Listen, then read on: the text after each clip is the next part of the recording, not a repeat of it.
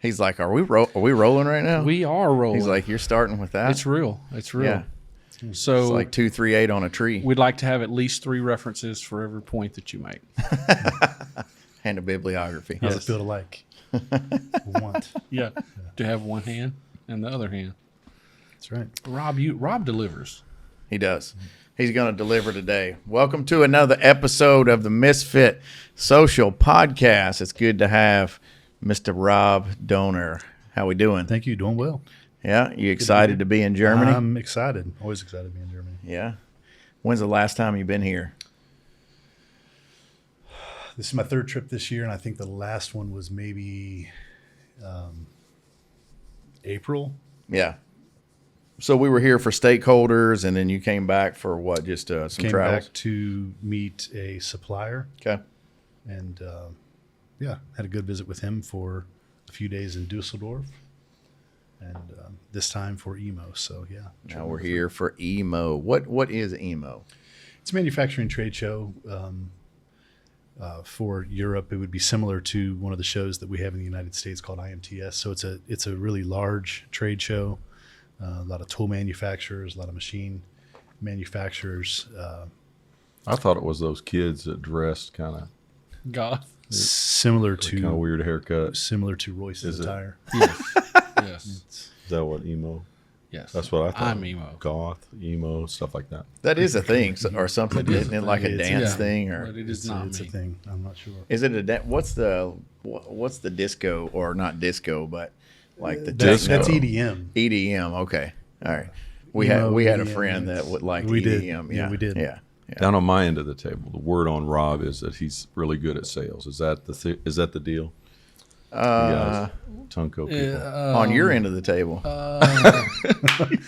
You guys down on your that's not how the conversation was going down. Oh, there. at lunch. Yeah. Okay. Well, Rob was on my end of the table, so y'all I know, were, but down on our okay. end of the table, that was Is that the what word. Royce was saying? Was that he Yeah. was really good at Not all. sales? Oh, never. No, he didn't say that. Never. Now that I It sounds remember, like something that's way too nice. That Yeah. That's Royce he's would never- retracting would it never right say now. I think whatever it was that was nice, that part. I mainly Rob kills it. Rob I kills mainly remember from lunch Rob asking if Dee had My vision, wife. Yeah, your wife had vision problems, or Yeah. exactly what the hell she was thinking. She's strikingly beautiful, and sitting next to me, a lot of people do wonder why. it Why? doesn't make How? sense. Well, it's one of the great mysteries in life that people have to really think about. You know, That's why you're 30 years now we've been together. Yeah, your nonprofit is Return to Wonder. So you're just trying to keep her there. She just keeps returning. keep her in that wonder. She just keeps coming back to wonder. God love her. Bless She's her a heart. happy, satisfied woman. So Rob, we've known each other for quite a while. Quite a while. Yeah. I mean, we were best friends right out of the gate. That's at least how I remember it. Like, I want to be Rob's best friend. That's not exactly how it happened. Tell the truth, Rob. I mean, he doesn't know it, and I don't exactly remember it. But I remember. no, I mean, I'm saying you don't know exactly why, because I don't know exactly why. I don't think, What? but I couldn't stand him. Like, I didn't Oh, like really? him. Yeah. So there's yeah. Well, I bet you no, the feeling was mutual. No, this is it is, but he's got a great story. Is or Yeah. was? Maybe. Well, yeah. that goes for was We'll see. Maybe We'll- some days is. Yeah, but, we'll see. But was no. This would have been. I hadn't gotten married yet, right? No, well, I don't know which part of the story you're going to tell, but Peewee Lake. oh, okay, yeah, y'all were engaged, I think, already. So this Yeah. would have been probably 1994, 1960. maybe early 1995, and Cliff randomly asked me to go fishing on Peewee Lake in Madisonville, Kentucky, Wow. and Yeah, I was gonna. Yeah. I was smaller then, but still significantly larger than Cliff at that point. We're sitting in the boat, and I can't remember much of the conversation, but I remember I got the 3-finger point. Arcovio. And he says, Arcovio. "Look, I'll just tell you, I don't like you." Okay. Oh, that's perfect. That's how the conversation started. Cut to the chase. That's how Yeah. that's how it happened. It Be like, did- hey, hand me that fishing pole, and while you're at it, I don't like you. I don't like it. I want it to be it known. might have had to do with marrying his cousin. I'm not sure. I was a little jealous. It's like, if Things- anybody's marrying my cousin, it's going It's to be me. me. That's We the already- Kentucky way right That's there. Listen here, Put it Jasper. in the family. How dare you put a branch in this family tree? That's right. Did improve His baby straight. after that. One Things giant improved, trunk. but it was a rocky start. Yeah. So how did that conversation go, Rob? We need to know. I Like, threw him in the lake. Yeah. and And I had to swim back. it's You a guys small, recovered it's a small after lake. that. yeah, Peewee. It's a Peewee Lake. Peewee yeah, Lake. of course. That's right. Yeah. Yeah. So that's how our conversation got started. That's still when they wanna know were what all Rob- at the Great Indiana Bible That's College. Yeah. IBC will do it. Yeah. I want to know what you said back to him when he pointed those three fingers. I have no idea. You don't remember? I can't remember. Man, All I remember is the point in the head. I'm gonna tell you. Like it. I don't like you, Yeah. but I brought you All right. out here fishing today because I might want to fix that. Well, and I think the whole conversation in the boat trip was because Vicky encouraged you to just talk to me. Yeah, that probably sounds about right. Yeah. Yeah. You were on a mission from mom. Yeah. Well, Mom probably wanted some sort of healing in the relationship, and he was on a mission to express his distaste. Yeah. I would say fulfill his obligations without changing his mind or his feelings. Exactly. Exactly. I'm going to say this, but it's going to taste good when I say it. And ain't nothing. I wasn't changing. interested in de-escalation. Yeah. No. Yeah. As a teenager and actually a young adult, I wasn't trained well in the art of de-escalation. That's it right. was just escalate. How far are you guys apart in age? Well, I'm 46 in a few days. I'm 51. Oh, Yeah. you were just a little punk. Yeah, that's correct. I would have been Well 20, said. so yeah, you would have been.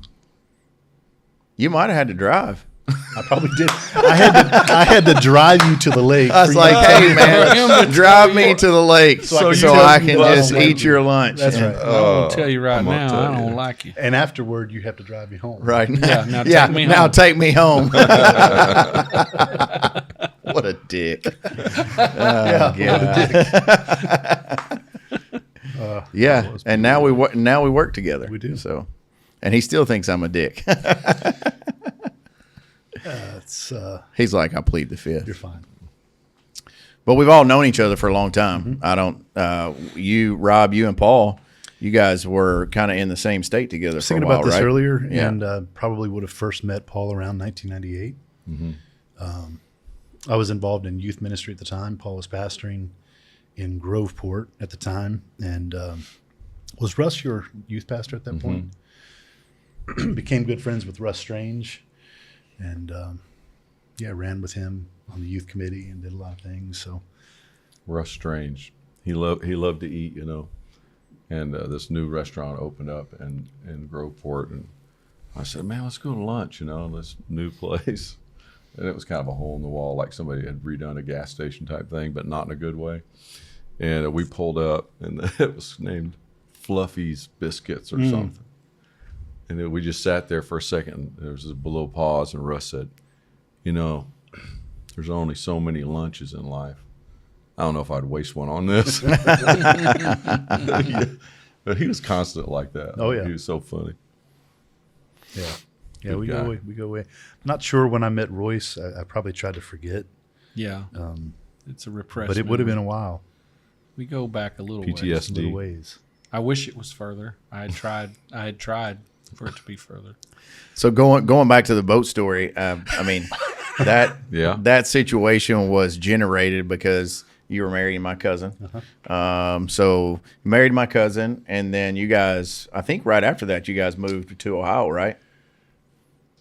Shortly thereafter, we got married in July, and I would say by the fall of '95, we moved to Ohio. Okay. Yeah. And then you guys have two kids, Nate and Matthew. What's their ages? Nathaniel is just turned 24, and Matthew is 21. So Nathaniel works at Tungco on the procurement team with me, which is wonderful as a dad. He's also in the National Guard, doing a really good job with that. Matthew lives in Louisville, Kentucky, or as they say in Kentucky. How do they say it in Kentucky? Louisville, not Louisville. The rest of the world says Louisville. Oh, So he's a student at U of L, working a night shift at UPS, and doing a great job. Very proud of him. Yeah, we heard a little bit about Nate. We got to talking about him. Cliff was bragging him up, like how far he's come and what a great job he's doing. I know you got to be proud. Yeah, absolutely. The military, he went in one way, came out another. yeah, they know how to do it. Yeah. They do. It They works. do.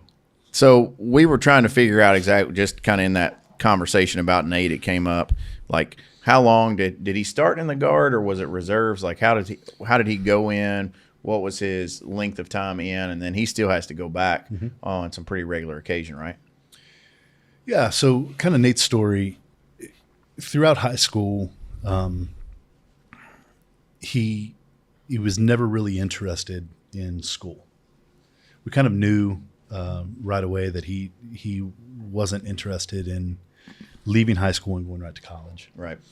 So right after high school, he got a job with UPS, sorting, and started talking about wanting to go to the National Guard. Talked about it for a couple of months, and came home one day and said that he had decided to go. Went and talked to the recruiter. So he went immediately to the National Guard, not to the Army Reserve. And I think he signed up for 3 years initially, and then he just renewed and signed up for another 3 years. He really enjoys it. He's done several of the leadership schools. He completed air assault school. I don't know if you're familiar with air assault school at Fort Campbell.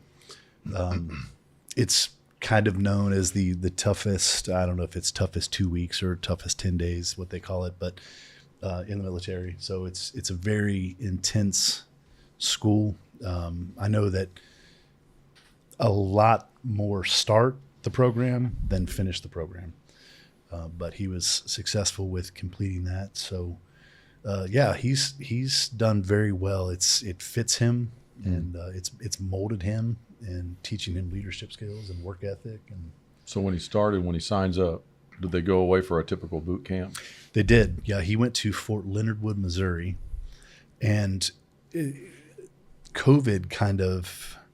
I'm not going to have the dates all correct, but COVID was happening at that time.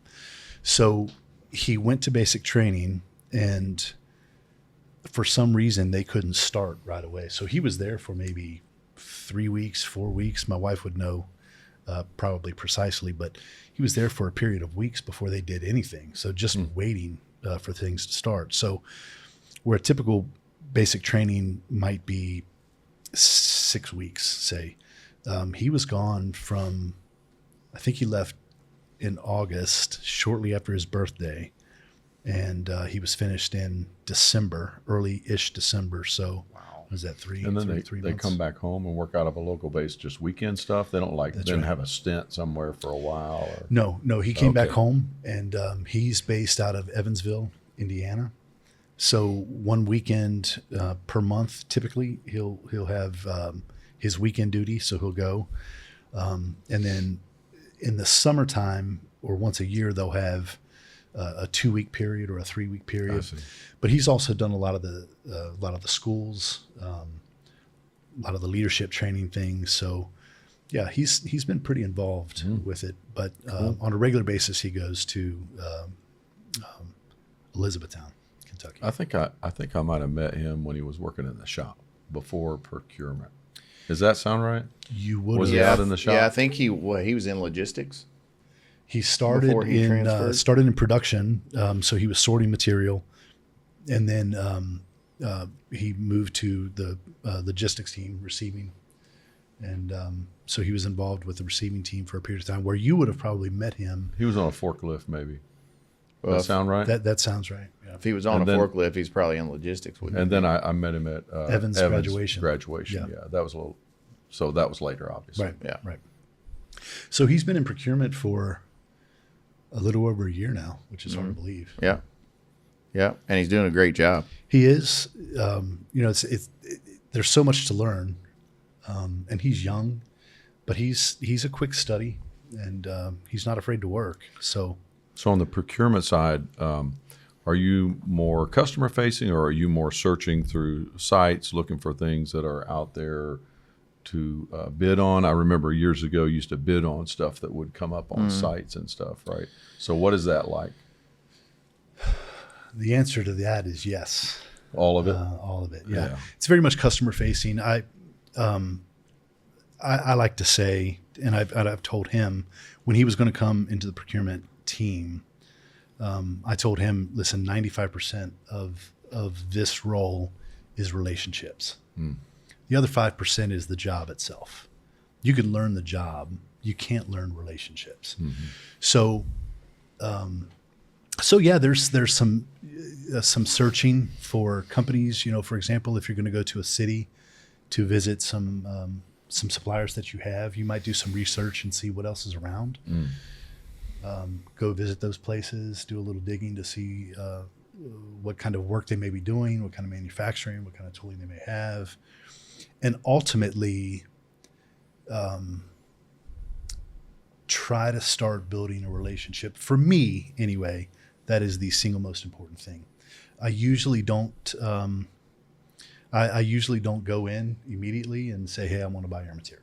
That's just not how I operate. I operate on focusing on the relationships, and I've been successful with that. And so I'm trying to pass that on with the other guys in procurement, and I think they're getting it. So once you find, I have questions. Yeah, Yeah. we know. It's begun. We have know. answers. It has begun. We're just know hanging anything out. about roads I and- just just sitting there. nodded off there for a second. But I have questions as well about that. There's something was said about Santa Claus. Oh, So I'd like to, when you have time. Yeah. oh, It's you got to right hold his around the hand. corner. Hold his hand, Royce. Oh, I understood that he also enjoys a little. Little side It's gig. you physical guys, touch you've of love tainted language. him. No. Oh, You guys have tainted him. It's over. I've been tainted for a long time. Yeah, yeah. I think it might be the other way around. I think I've may been have distracted tainted from my me. question. What was my question? Yeah. We That don't was know. the- You just said well, you have questions. Hang Oh, on. That was so the goal. you get a So let's customer. not- Yeah. You get a customer, boy. like on the hook, and somebody says they send you. What would be a typical something that you would consider a volume coming? Like I know this stuff comes in 55-gallon drums a lot. That's why I see out there all the time. Yeah. So what would be a typical purchase, or That's what's the volume like? Oh, that's a good question. Is it though? Go ahead. Rob. You have to. You go ahead. You're doing great. Good for you. Good for you. Good for you, Paul. Good for you. That is a good question. If I had to tell you what my average purchase is, my average purchase is probably maybe 3,000 to 5,000 pounds, but I do purchase orders for 10 pounds, and I've done purchase orders for 200,000 pounds. So what's a 55-gallon drum full of material typically weigh? Well, that depends. Sorry, guys. That's I mean, okay. these are questions. No, These are that's good. great. It's Hey, great. it's okay. You're That's around great. us every day. I'm diving in. No, and it's you're diving good. in next. Are you All good? It's good. Doing good over here? No, I'm actually not. Okay. I've lost feeling in my legs. It depends on the material. So I buy a lot of what we call grinding sludge, Yeah. which comes from making tools. Yeah. If it's really good grinding sludge, a 55-gallon drum may weigh 2,200 pounds. If So you it's- might get 2 or 3 of those, and that's a pretty decent Sure. shipment. And when I say good material, I would mean a higher tungsten concentration. If it's a material with a lower tungsten concentration, that same drum might weigh 400 pounds. Right. And the value is gradated based upon what that. That's correct. Yeah. So same material is. drum, same volume of material in the drum, but different tungsten content. And Different once you value, built that different weight. relationship, you might get three 55-gallon drums today, and you might get a year from now 6 of them or something. You know Correct. what Yeah, correct. Help Would us, you Cliff. like an opportunity to say something? Yeah, go ahead, Royce. You've been pretty I was quiet. just asking Cliff to help us out. So how did you get on at Tungco? What do you want help with? I mean? What are the Well, pallets it's a made joke. out Trying of? to- What are It's a pallets joke, made Paul. out It's like, of? save us. Yeah. Wonder what the He's asking pallets what are the made of. pallets are made out Yeah. of. God, that's what I'm trying to say. So what were you saying? So, to get back to a little bit of a flow here, Yes. what got you connected at Tungco? Would you like to answer that? I can, but I'd love to hear your perspective. oh, okay. I'm not gonna. You just celebrated 10 years, right? No. With your, I'm in my 12th year now, correct? but you just did your recent. just did my 10 your years your ago. sabbatical. 10 Okay. good 11, years. yeah. 10 Yeah. good years. Yeah, sorry. Yeah, Yeah, there were a couple rough ones. yeah. 10 years that count, 2 throwaway years. How about that? That's right. No, so 12 years ago, what we'd be talking, it would have been around Christmas of 13. And at the time, I was living on Country Club. They came in, and John Murphy was still there because we've got that picture That's right. of you and him as a couple. That's quite sweet. But I always remember that Christmas. Look, Paul's like, "Oh my God, they can't stop." But anyways, he was going. Rob was going through a job change. Had some things going on. He'd been in the banking industry for most of the time that I'd known him. I mean, he was in the ministry as well, but he was a little bit bivocational in terms of you pretty much always kept a banking job, right? Yeah. So was very much involved in banking. And then he had a similar path that I had, where we exited the ministry for various reasons. He stayed in banking. I opened a bar, and as I refer to myself as a recovering minister, I bought a bar. So we kind of had that. Thought that'd be a good choice on the way out. I thought it was an excellent choice. Okay. I stand by that. Yeah, Okay. yeah. That's my story, and I'm sticking. I'm sticking to it. Yeah, and so, anyways, we kind of had that same connection, similar to even some of the stuff we've talked about on other pods, and so we just went for a ride because we were at the house at Christmas and wanted to get out because it just. Sometimes you're just like, all right, I've been here long enough. I could just use a break. So you guys went out and you said, I don't like you. Yeah. I was like, listen here. He looked at him and he's like, listen here. I still don't like you. I said, all this time has passed and I still don't like you. Yeah. I think we even went to the bar maybe. We did. I'll add a little bit of Thank you, color Rob. to the story. Okay. So how it really happened. Yeah.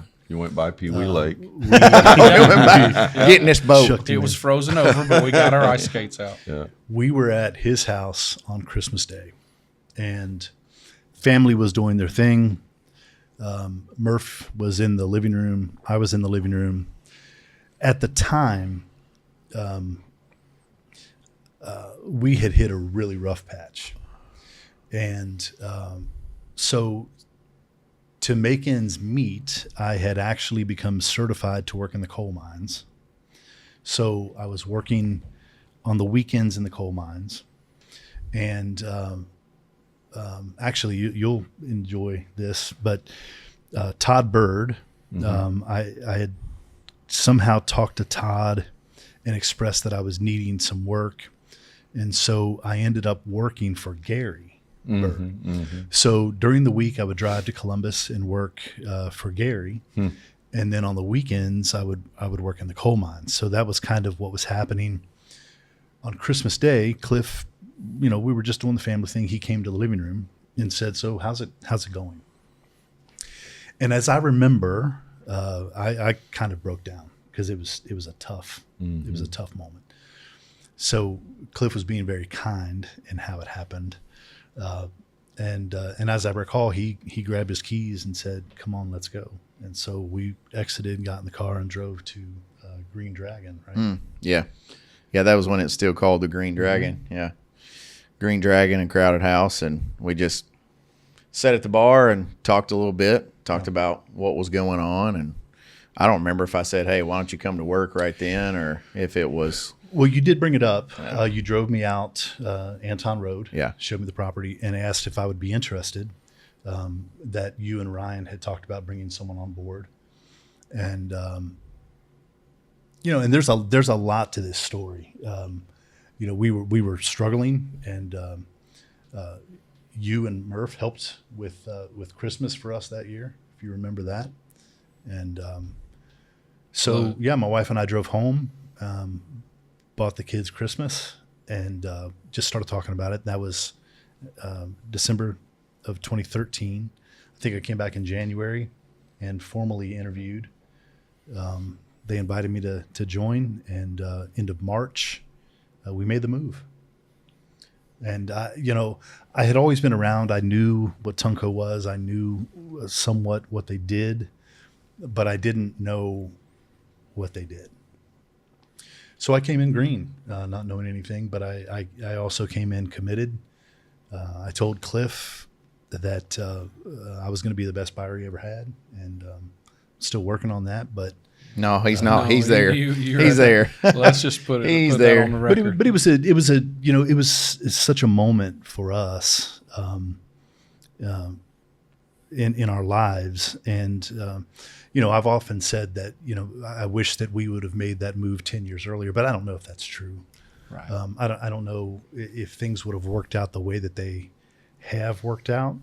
But it's the best thing that we've ever done.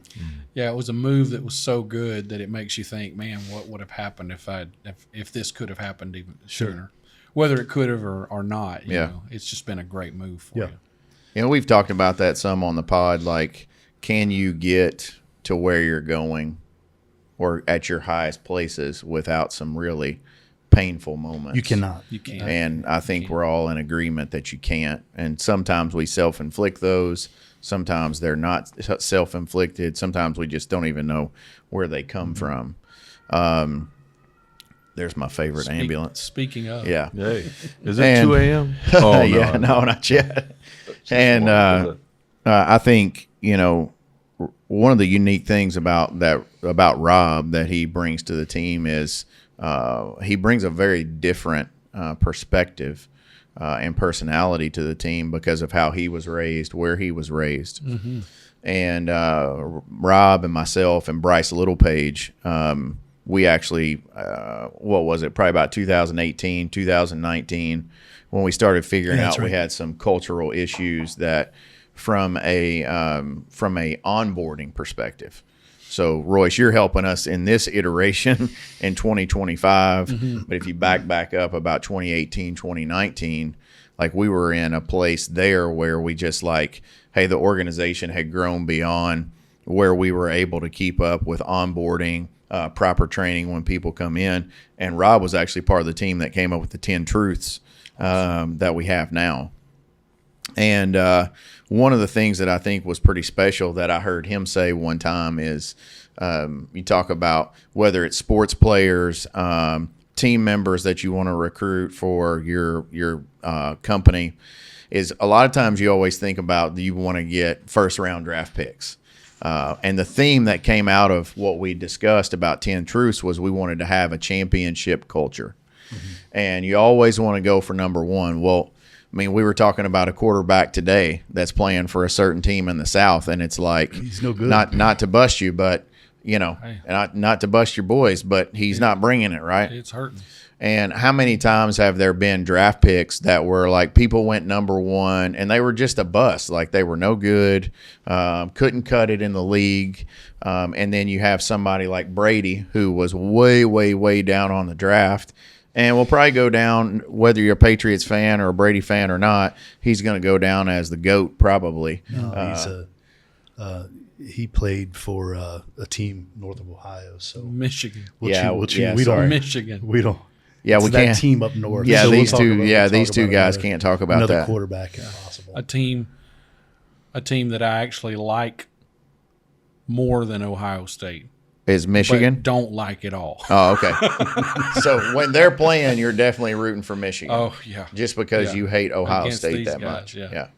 But in that conversation, Rob was like, I think he said of himself, because whenever he was drafted into Tungco, he's like, I knew what I knew about banking and I knew what he knew about relationships, but he didn't know anything about tungsten. I mean, other than just like whatever conversation we had. And so it was through that we're like, hey, maybe from a recruiting process, we're not looking at this quite right. That if you're only trying to get people that are of this number one caliber or whatever. So through that era of time, we were actually starting to write a book. I think we got about 8 chapters done. And they were like, wait a minute, we're still kind of biting off more than we can chew. I mean, we've got it shelved. It's still there.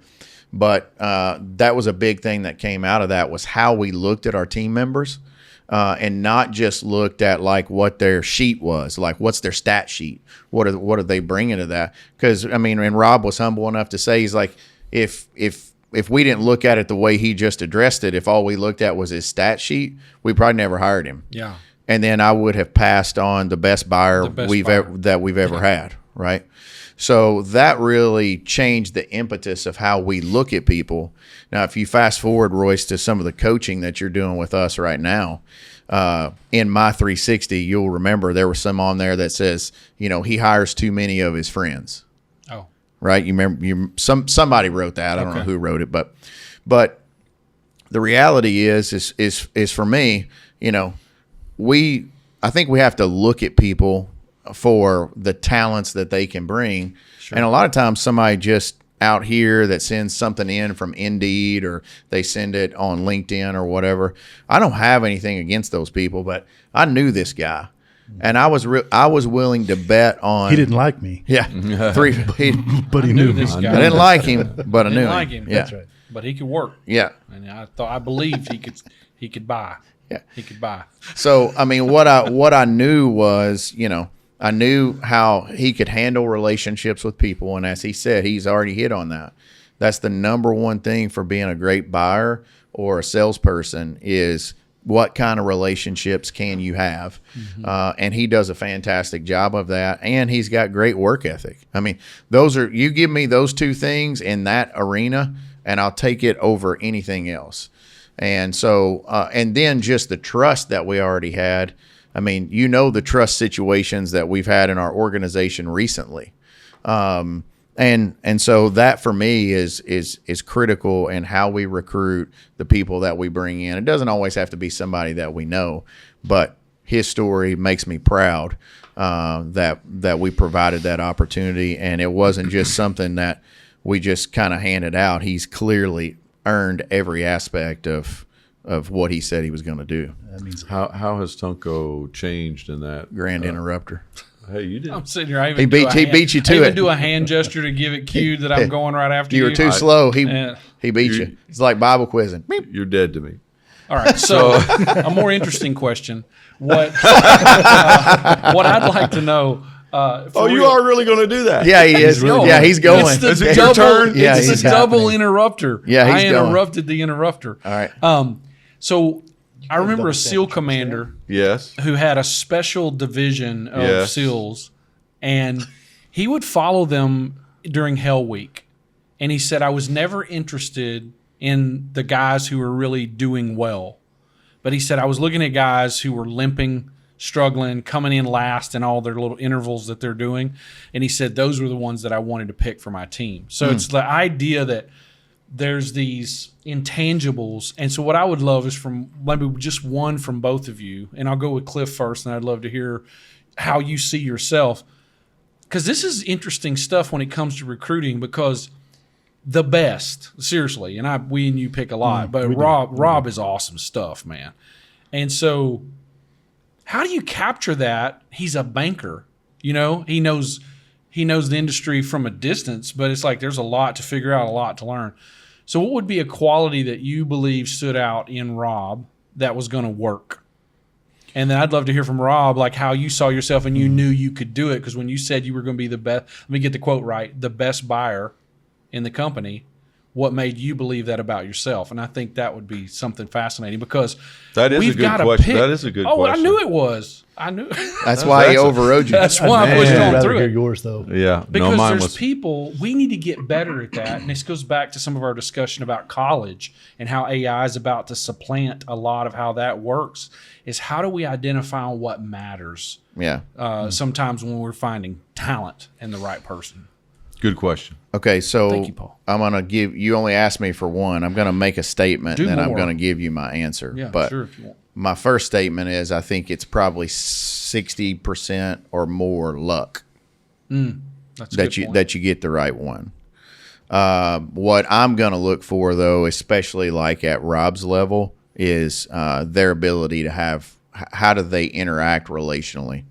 Because that's if you can't do that, you can't do his job. good. Now you don't have to be.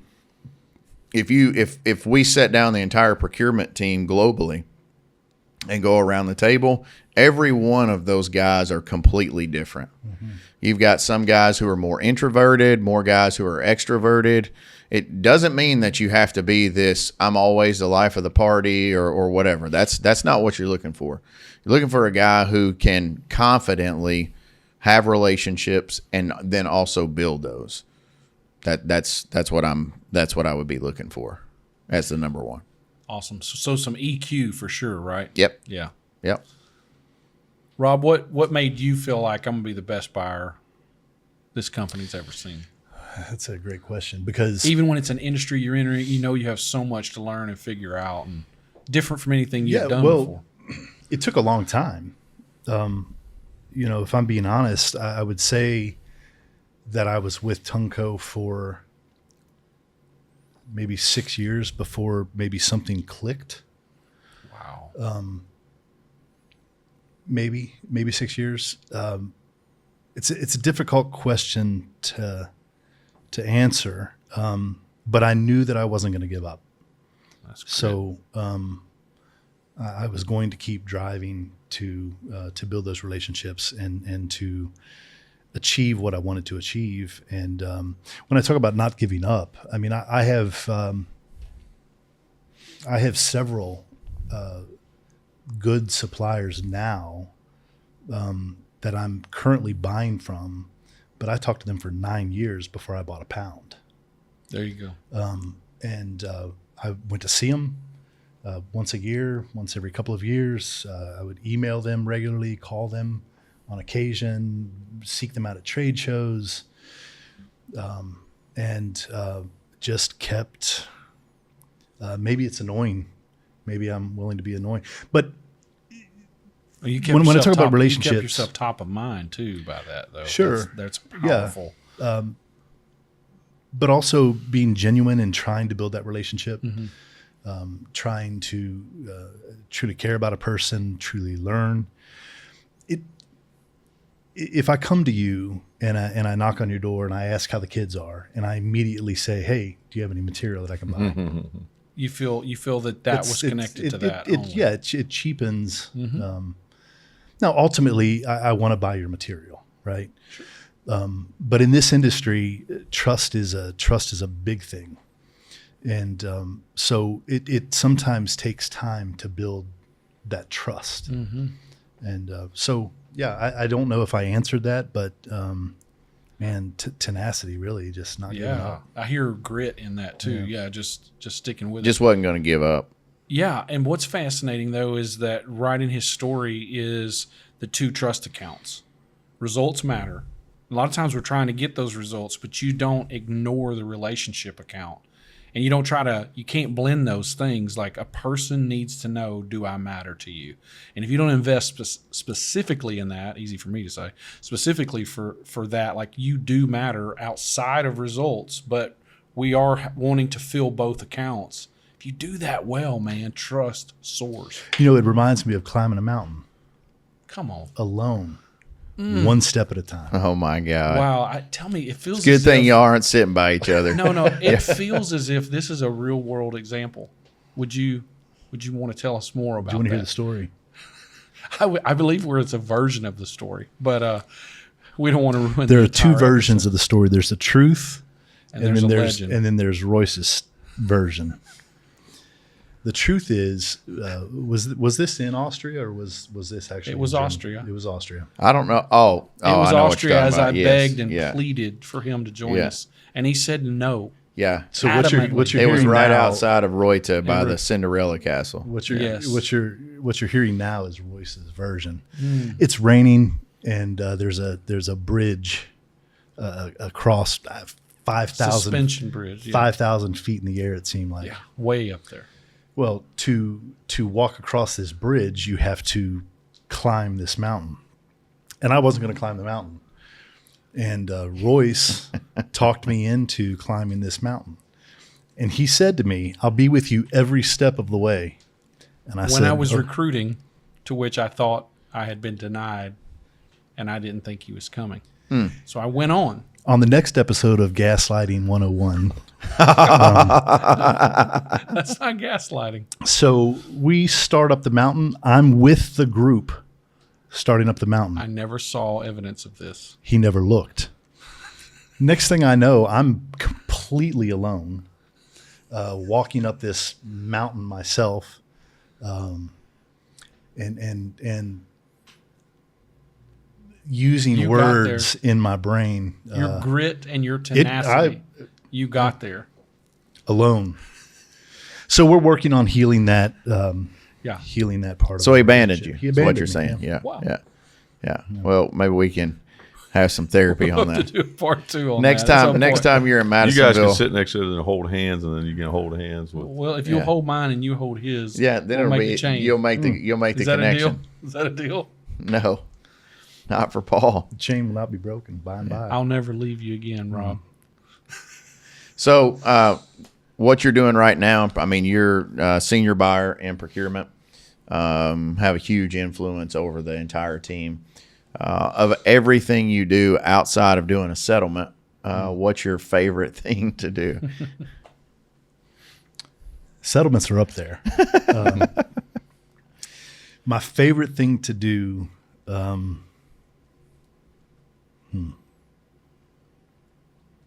It's a great question. My favorite thing to do probably is being on the road and visiting suppliers. Okay. Walking in their shop, seeing what they have, seeing what they're doing, taking the tours. I love that. My favorite thing in procurement was always knowing that the competitor had the business and closing that deal. That's That was always that's that was that's up always there. my jam. I'm just like, that's up there. oh Ringing the yeah, a little bit different on the approach to that. The funny thing you were saying, you mentioned that you had some suppliers that took you 9 years to get. We had Evan on the podcast last season, and he was talking about the length of time that he had spent in procurement, which is a dot in the road, and talked about how frustrated and disappointed he was. And he was like, I've been calling people for 3 weeks. Oh, man. And I'm Yeah. like, welcome to the club. I Yep. mean, you're just getting started. I mean, You can't if be you're afraid of a no. nope. You get a lot of no's. Yeah, and you gotta sit on their doorstep, not be an annoyance, but like you said a minute ago, Royce, you want your name to be. If Front you of can't be mind. number one, you want to be number two right there when number one's moved on. Yeah. Well, in a relationship account investment will do that. It puts you at top of mind, and then when it comes time to invest in results, you're there in their thoughts. Yeah. Well, look, and you have to be willing to do what other people won't do. Right. In today's age, I think a lot of people try to do a lot of business over text message, emails, and I'll have suppliers who will text me or email or whatever.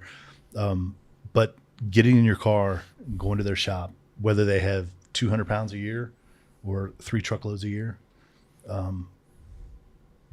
people aren't doing that. It's true. And, you have to be willing to do what other people aren't going to do. Well, Rob, you definitely do that, and it's been an honor to have you on the pod. I appreciate it. It's an honor working with you. I'll point my 3 fingers at you. I like you now. I like you too. No, I don't just like you. I love you. Appreciate what you do. You put 100% in, 110% all the time. Proud of Nate and the changes that he is bringing to our organization. me It's too. awesome to watch him grow into a man. Super happy you guys get to work together. I get to do that with Evan.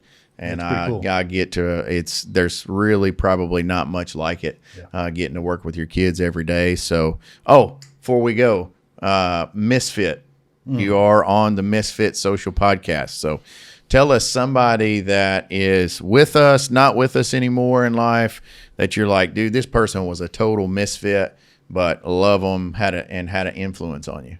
Can I say Royce? I mean, I'd rather you not, but you can. Oh, that hurts. I would have to say John Brown. Okay. John Brown was pretty radical, abolitionist, pretty radical approach. Yeah. And lost his life for it, but history has shown he may just have been a prophet. Okay. Awesome. I don't know John Brown. I need to do some look at checking John out. Brown a little bit. He had a little Indian. Okay. You don't know that song? I don't know. John Brown. No. I don't. You know that song? Don't get us canceled now. Oh. Yeah, Lord. Yeah. Yeah. Maybe I would. I mean, What have you just I better said? go back to my palate question. That song Yeah, came out in go- 1923. Paul, you've reached your quota for the last few episodes. All right. This has been another episode of Misfit Social Podcast. Good to have you on, Rob Thank you. Donor. Good to be here. Thanks, Everybody be good, love each other, and be a misfit. Love you, buddy. Let's go.